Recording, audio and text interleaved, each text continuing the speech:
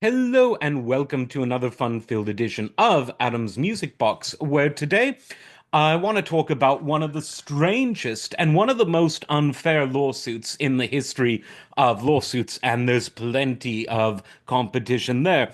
And this was in 1985 when Fantasy Records sued John Fogerty, one of the best songwriters ever, for plagiarizing himself. And I don't know why it looks like I'm on a ship here.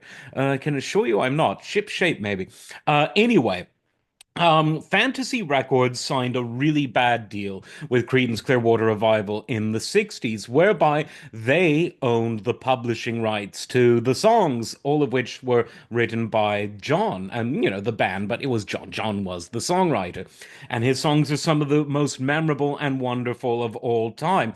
I personally think, I want to know if you've ever seen The Rain, one of the best songs of all time. Just hardly anything better. So, when the band broke up, he had a solo career of sorts in the 70s, but in spite of the fact that CCR records continued to sell well, his stuff wasn't really selling so great. But then in 1985, after taking a few years off, he came back with Centerfield, a huge hit.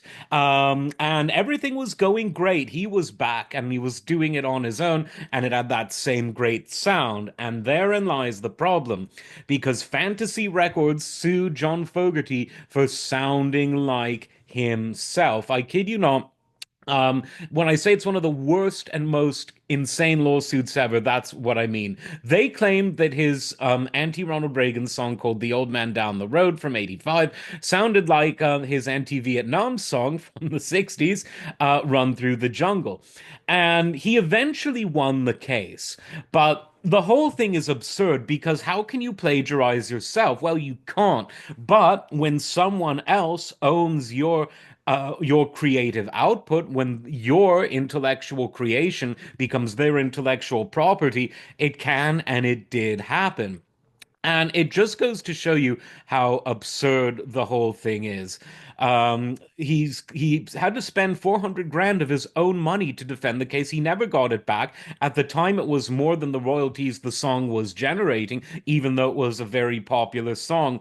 And it just goes to show that I think there ought to be some sort of statute that says, look, you cannot plagiarize yourself, irrespective of who owns the work. Because now, especially with major record labels, what's left of them, and other holding companies and other corporations owning a lot of the music publishing rights to so many legacy artists, a lot of weird lawsuits could potentially be lurking around the corner.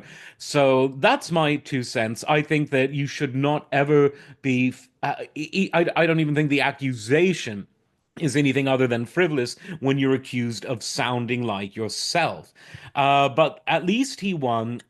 You should check out Centerfield. It's a great album, but check out all of John Fogerty's stuff. Like I said, have you ever seen The Rain? One of the best songs, but so many songs, hit after hit, in a relatively short period of time that they were together. They just didn't stop making wonderful music, music that defined a generation, but that because of the quality of the writing, I think is absolutely timeless. You put on Proud Mary today, and it sounds just as good as it did then, whether John singing it or whether Tina Turner singing it. Both, of course, did it justice.